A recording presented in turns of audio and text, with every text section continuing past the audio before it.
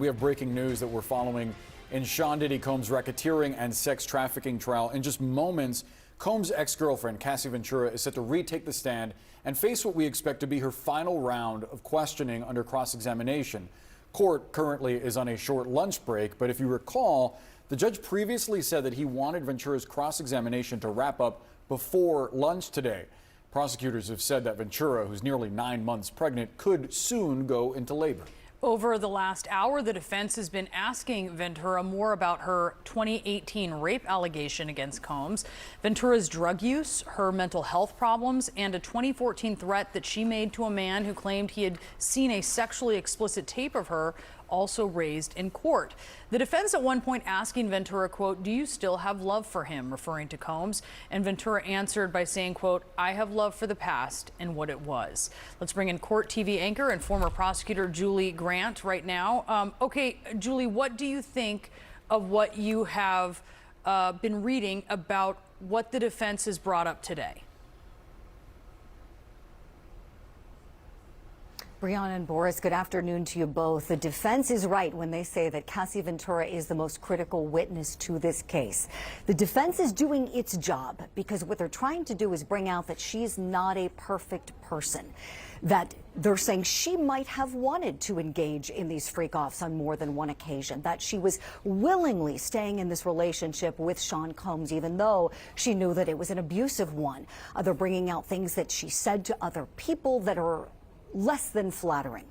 All that being said, the government doesn't need to have a perfect victim. What the government has done this week essentially is establishing the sex trafficking crimes that they've charged Sean Combs with. And I would argue that they are well on their way to proving these crimes. A lot of people don't realize that with sex trafficking, you don't have to have movement anywhere. You don't have to go across state lines. A lot of times people confuse it with human smuggling. Here, somebody can be trafficked in their own home. All you really need is someone providing somebody else for that commercial sex act. And when I say commercial, I mean anything of value, not even necessarily money, to be given by force or coercion. And so Cassie Ventura has done her job this week for the government, and now the defense is doing its job to try to make it seem as if she wanted to be in this relationship and that what happened in those freak-offs was not coerced.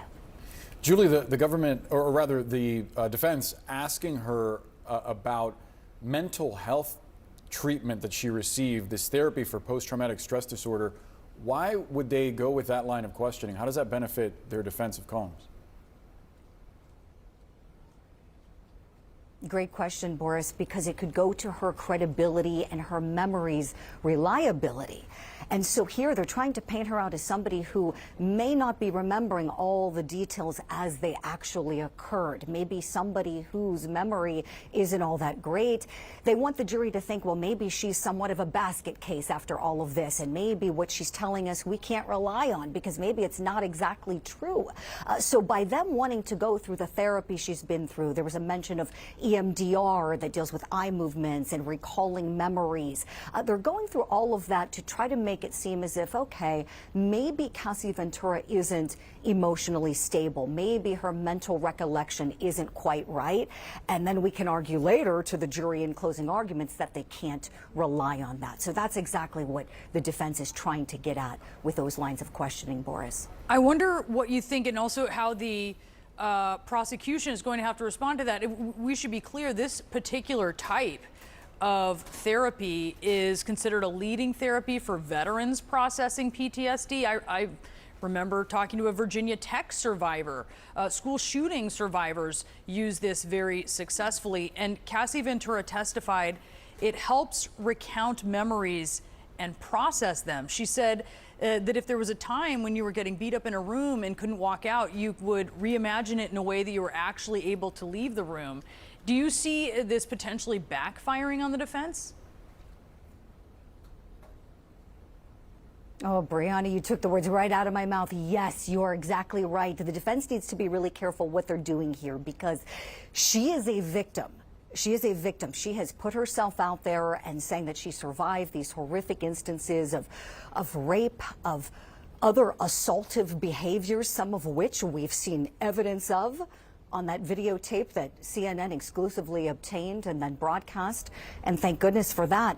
And so with the defense trying to go down this road, trying to attack her therapy, the government's going to get right back up there and say, well, the only reason she needed to go to therapy and seek EMDR and the other types of therapy was because of the actions of your client, Combs' attorney team. So they're going to go right back at it and say that had she not been so brutally traumatized, she wouldn't have had to seek therapy, and that's a good thing. And certainly anybody on that jury who's ever been to therapy or knows anything about it, they're going to be thinking about how Cassie Ventura could be being traumatized right now, again, in having to relive all of the various questioning for days from both sides. So you're right, Brianna. This is a slippery slope that the defense team is on right now with her. Julie Grant, great to have you. Thank you so much for being with us. Let's bring in attorney Renato Stabile to talk about this further. Renato, thanks for being with us. I wonder what you make of how the cross-examination went for the defense. Look, I think it went about as well as it could have gone. They did what they needed to do in terms of confronting her with her text messages that undermine her claim that she was being coerced. But remember, the prosecution is going to clean a lot of that up right now on their redirect. They're going to go back over some of those text messages. They're not going to go through all of it. Remember, they said they're only going to spend about an hour, and everybody wants her to get off the stand by the end of today. But they're going to give her an opportunity now to explain why it is that at the same time that she's having these text exchanges that, you know, some are loving and some of the things she did in terms of setting up these encounters, she was nevertheless being coerced. How hard is that for a jury to be convinced of, the idea that because there are some times where she may seem like a willing participant, and then there are times where she has clearly said that she doesn't want to do it. How does a jury receive that sort of changing over time? Look, I think the problem here really for the jury and for the defense is that, you know, regardless, now look, the defense is going to say she wasn't coerced, but there's still been a lot of really ugly testimony. I mean, testimony about beatings and abuse and threats and all kinds of crazy things. And, you know, you would have to believe that the jury can separate those horrific things out and accept that despite all of that, he technically is not a sex trafficker, which is what he's on trial for. That is extremely difficult for the jury, for any human being to do. So I think that's really the problem here for PDiddy is, you know, jurors being able to separate those two things, even though legally, technically, the defense, you know, is going to try and make the point that it doesn't satisfy the elements of sex trafficking, but extremely tough. Yeah, I mean, given some of the lurid details, you wonder how a jury is going to receive that sort of information. I do want to get your thoughts on how you think the prosecution is going to approach redirect. They're saying that it's going to last about an hour. What do you think will come of it? Yeah, look, it's going to be very quick. They're only going to hit the high points where they think, you know, the defense maybe scored some points. You know, I think she's done quite a lot of damage here. It's pretty clear why they called her as their, you know, one of their early witnesses, because the damage that's been inflicted, regardless of whether or not they make out the elements of the charge, but just the overall testimony of what they heard about him just is going to hang over the rest of this trial. And how, I wonder, as we're looking ahead here, we're going to ultimately be hearing from one of her former friends. How do you think this is going to go? Yeah, you know, I think they're going to call one of her former friends to corroborate a lot of what she said. I mean, I think it's corroborated in the videos, it's corroborated in the text messages, but I think the former friend is going to corroborate that she didn't want to do these things, maybe that she confided in her as to her state of mind, that she felt she was being forced into these things. So they'll probably have some contemporaneous evidence of what she was going through while these things were happening, despite what is in the text messages. All right, Renato, thank you so much for your insight. Renato Stabile, we appreciate it.